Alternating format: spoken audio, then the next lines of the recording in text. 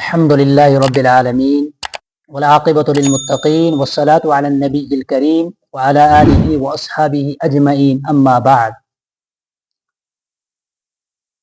وارض بما قسم الله لك تكن أغنى الناس.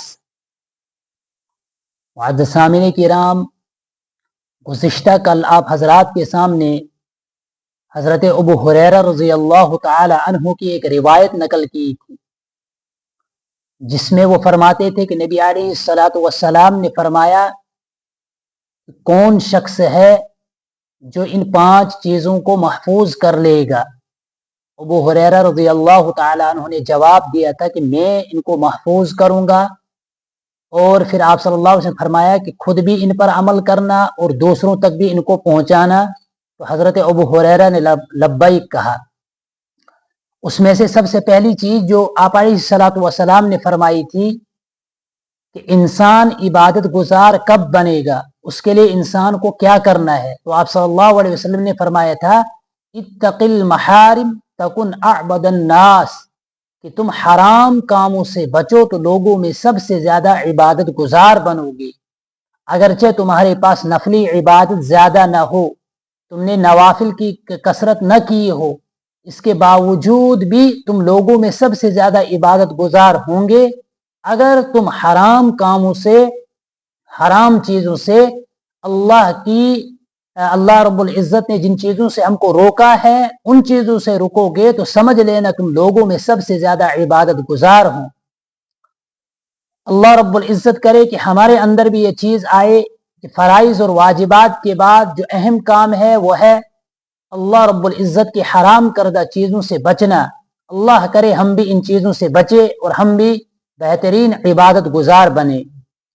دوسری چیز نبی علیہ الصلاۃ والسلام نے جو فرمائی تھی وہ تھی وَرْضَ بِمَا قَسَمَ اللَّهُ لَكَ تَكُنْ أَغْنَى النَّاسِ، کہ انسان کو اللہ رب العزت نے جو کچھ دیا ہے اس پر وہ راضی ہو جائے، وہ دنیا میں سب سے زیادہ مالدار سمجھا جائے گا.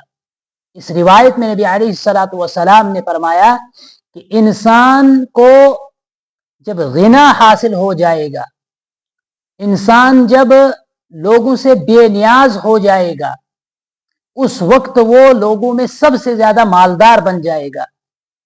غنا کا ترجمہ عام طور پر کیا جاتا ہے مالدار، جس کے پاس پیسہ ہو، بنگلہ ہو، گاڑی ہو، یعنی سب کچھ وافر مقدار میں ہو، اس کو ہم ہماری زبان کے اعتبار سے اس کو کہتے ہیں کہ یہ مالدار ہے.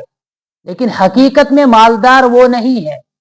حقیقت میں مالدار وہ شخص ہے، یعنی غنا اس کو کہتے ہیں کہ جس کا دل دوسرے لوگوں کی چیزوں سے بالکل بے نیاز ہو، اس کے پاس اتنی مقدار میں مال ہو کہ اس کی ضرورت پوری ہو رہی ہے، اس کی حاجت پوری ہو رہی ہے، اور وہ باقی جتنے بھی لوگوں کے پاس جو کچھ مال ہے اس سے بالکل بے نیاز ہے، اس سے بالکل دور ہے.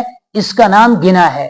چونکہ مالدار کے پاس بھی وافر مقدار میں مال ہوتا ہے، اس لیے اس کو بھی غنی کہتے ہیں، اس کو بھی غنا سے تعبیر کیا جاتا ہے. لیکن حقیقت میں غنا وہ ہے کہ جس کے اندر بے نیازی آ جائے، جو دوسرے کے مال کی طرف آنکھ اٹھا کر نہ دیکھے. حقیقت میں غنا یہی ہے. ایک حدیث پاک میں نبی علیہ الصلاۃ والسلام نے فرمایا کہ لیس الغنی عن کثرت العرض، کہ مالداری زیادہ ساز و سامان کا ہونا نہیں ہے، ولیکن الغنا غنى النفس، مالداری تو نفس کی مالداری ہے. یعنی انسان نفس سے غنی اگر ہوگا، دل کا مالدار اگر ہوگا تو یہی اصل مالدار ہے. ورنہ انسان کے پاس دولت دھن ہو، اس کے ذریعے سے وہ مالدار شمار نہیں کیا جاتا ہے. اس سے کہ انسان کے پاس پیسہ ہوگا تو بھوک کے وقت وہ پیسہ نہیں کھا سکتا ہے. انسان کے پاس بنگلہ ہوگا، کوٹھی ہوگی، بینک بیلنس ہوگا تو بھوک کے وقت اس کو استعمال نہیں کر سکتا ہے. ٹھنڈ کے وقت ان پیسوں سے کپڑا نہیں بنا سکتا ہے، بلکہ ان کو ضرورت کی چیزیں ہونی چاہیے. تو جس انسان کو ضرورت کی چیزیں مل گئی، مثلا انسان کو بھوک ہے تو اس کو 2 وقت کا کھانا مل رہا ہے، سر ڈھکنے کے لیے اس کو گھر مل رہا ہے، اس انسان کو بیٹھنے کے لیے جگہ مل رہی ہے، تو سمجھ لینا کہ حقیقت میں مالدار شخص یہی ہے. اصل گنا تو اس کو حاصل ہے. اصل مالدار تو یہ ہے. اصل مالدار وہ نہیں ہے کہ جس کے پاس بہت زیادہ مال ہو، وہ اصل مالدار نہیں ہے. اس حدیث پاک کے ٹکڑے میں نبی علیہ الصلوۃ والسلام نے ہمیں دو چیزیں سکھلائی. ایک چیز آپ صلی اللہ علیہ وسلم نے سکھلائی کہ قناعت، اور دوسری رضا بالقضاء. قناعت کا مطلب کہ انسان حلال دوڑ دھوپ کرنے کے بعد جائز طریقے سے جو حلال روزی کمائے اس پر اکتفا کرے، اس کو اپنی زندگی میں استعمال کرے اور استعمال کر کے اس پر اکتفا کر کے اپنی زندگی بسر کرے. یہ ہے قناعت، کہ انسان دوڑ دھوپ کرنے کے بعد ادھر سے ادھر سے سب کچھ اکٹھا جمع نہ کرے، نہ حلال کی تمیز ہو نہ حرام کی تمیز ہو، ایسا نہ ہو، بلکہ انسان دوڑ دھوپ کرے، انسان سبب اختیار کرے، ذریعہ اختیار کرے. اس کے بعد جو کچھ اس کو مل رہا ہے، جتنا مل رہا ہے، اس کو اپنی زندگی بسر کرنے کا ذریعہ اور گزارا بنائے اور اسی پر گزارا کرے. اس کو کہتے ہیں قناعت. یہ ایک چیز آپ صلی اللہ علیہ وسلم نے اس میں بتلائی.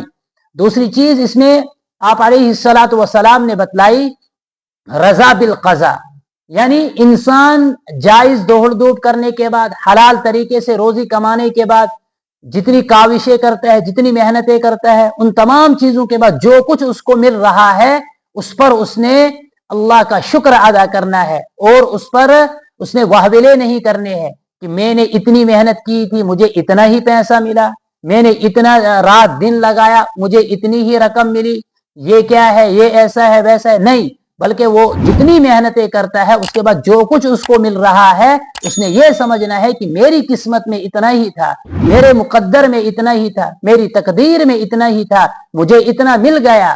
اب باقی اللہ آگے دے تو اللہ کی مرضی، اللہ چاہے تو اس سے زیادہ بھی دے سکتا ہے. جتنی میری قسمت میں ہے، جتنی میری تقدیر میں ہے، اتنا تو مجھے مل گیا. یہ چیز جس انسان کو حاصل ہو گئی وہ لوگوں میں سب سے زیادہ مالدار بنے گا. یعنی دل کا گنا جس کو، کیونکہ جب دل کا گنا انسان کے پاس آئے گا تو پھر اس کو دنیا داری، دنیا کے لوگوں کی جو مال و دولت ہے وہ اس کو غافل نہیں کرے گی اللہ کے ذکر سے، وہ اس کو شکوہ شکایت پر نہیں ابھارے گی، وہ اس کو احساس کمتری کا شکار ہونے نہیں دے گی. کہ وہ جب دنیا داروں کے پاس مال دیکھے گا تو جب اس کو گنا اپنے اندر ہوگا، اس کو یہ پتا ہے کہ بھائی قناعت کرنی، اللہ نے یہ دیا ہے، حلال ہے، اتنا ہی کھاؤں گا، شام کو آرام سے کھاؤں گا، صبح کماؤں گا پھر کھاؤں گا، پھر شام کو کماؤں گا کھاؤں گا. اتنا ہی مال اس کے پاس ہے، وہ کہہ رہا ہے کہ اللہ نے حلال طریقے سے دیا ہے، تو اس کے پاس کروڑ ہو لاکھ ہو اس سے اس کو کوئی فرق نہیں پڑتا. اب جس انسان کے اندر یہ چیز نہیں ہوگی تو وہ انسان کرے گا کیا کہ وہ دوسرے کے مال پر دیکھے گا. جب دوسرے کو مال دیکھے گا تو حسد کرنے لگے گا دوسرے کے مال سے کہ اس کے پاس ہے میرے پاس کیوں نہیں ہے، تو حسد اس کے اندر پیدا ہو جائے گا، تو حسد کی بیماری میں مبتلا ہوگا اور اس کو اس سے وہ مال چھیننے کا یا کسی بھی طریقے سے اس سے مال لینے کا، یا ایسا نہیں کرے گا تو کم از کم اتنی تو چاہت اس کی ہوگی کہ یار اتنا جیسا مال میرے پاس بھی آئے.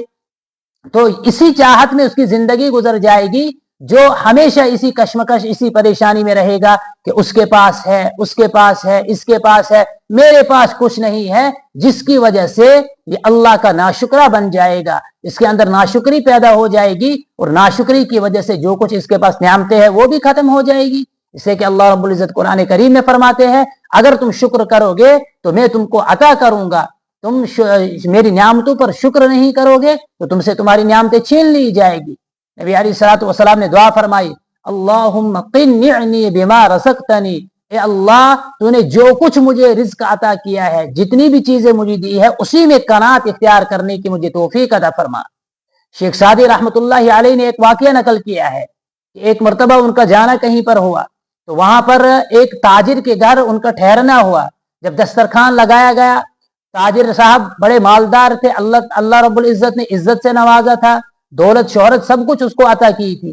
دسترخوان لگا، دسترخوان پر جب بیٹھے تو شیخ سعدی نے ان سے پوچھا کہ آپ کو اللہ نے اتنی عزت دی ہے، اتنے بڑے تاجر آپ ہو، اب آپ کا کیا ارادہ ہے؟ آپ کی عمر بھی ابھی 80 سال ہو چکی ہے، اب آپ کا کیا ارادہ ہے، کیا کرنا ہے آپ نے؟ تو اس تاجر نے کہا کہ اللہ نے مجھے عزت شہرت سب کچھ دی ہے، میں پوری دنیا گھوم چکا ہوں، اب مجھے ایک ارادہ ہے, مجھے ایک چاہت ہے, وہ میں پورا کرنا چاہتا ہوں. وہ یہ ہے کہ میں ایک سفر کرنا چاہتا ہوں, تجارتی سفر. اور وہ تجارتی سفر کیا تھا؟ اس نے کہا کہ میں ہندوستان سے سامان لے جاؤں گا, ایران میں اس کو بھیجوں گا, پھر ادھر سے لوں گا, شام میں اس کو بیچوں گا, پھر شام سے لوں گا, پھر اس حلب میں بیچوں گا, پھر وہاں سے لوں گا. یعنی اس طریقے سے اس نے 5-6 ممالک کا نام لیا کہ یہاں سے یہ چیز دوں گا, وہاں بیچوں گا, وہاں وہ بکے گی اچھے دام میں, وہاں سے سستی چیز خرید کر لاؤں گا فلاں شہر میں, وہ بکے گی وہاں پر اچھے داموں میں. اسی طریقے سے اس نے 5-6 ممالک کا نام لیا کہ ادھر سے ادھر, ادھر سے ادھر, ادھر سے ادھر. شیخ سعدی نے یہ سب کچھ سننے کے بعد اس کو کہا کہ آپ کا کیا خیال ہے؟ ایک مسافر جا رہا ہے, مسافر چل رہا ہے صحرا میں سے, اس کو سواری ساتھ ہے, سواری پر وہ بیٹھا ہے, اس کا سامان بھی اس پر ہے. چلتے چلتے اس کی سواری نے اس کو گھوڑے اپنے اوپر سے گرا دیا, وہ زمین پر گرا اور گر کر وہیں پر مرا. اب جب مرا تو سامان وہاں پر جو پڑا ہے, وہ سامان زبان حال سے کہہ رہا ہے کہ انسان کی پیٹ کو قناعت کے علاوہ کوئی اور چیز, اور قبر کی مٹی کے علاوہ کوئی اور چیز نہیں بھر سکتی ہے. یعنی 2 چیزیں ایسی ہے کہ یا تو انسان قناعت اختیار کرے تو اس کا پیٹ بھر جائے گا, یا پھر انسان جب مرے گا تو مرنے کے بعد اس کا پیٹ بھرے گا. جیسے حدیث پاک میں آیا کہ آپ صلی اللہ علیہ وسلم نے فرمایا کہ ابن آدم کو اگر ایک سونے کا جنگل دیا جائے تو وہ دوسرے کی تلاش میں ہوگا, دوسرا دیا جائے تو تیسرے کی تلاش میں ہوگا. اللہ رب العزت کرے کہ ہمارے اندر بھی یہ گناہ آ جائے کہ ہم بھی دل کے بے نیاز ہو جائے, دوسرے لوگوں کی چیزوں سے بے نیاز ہو جائے. یہ ہمارے لیے کامیابی کا ذریعہ اور سبب بنے گا, ہم لوگوں میں سب سے زیادہ مالدار بنیں گے. آمین برحمتک یا ارحم الراحمین.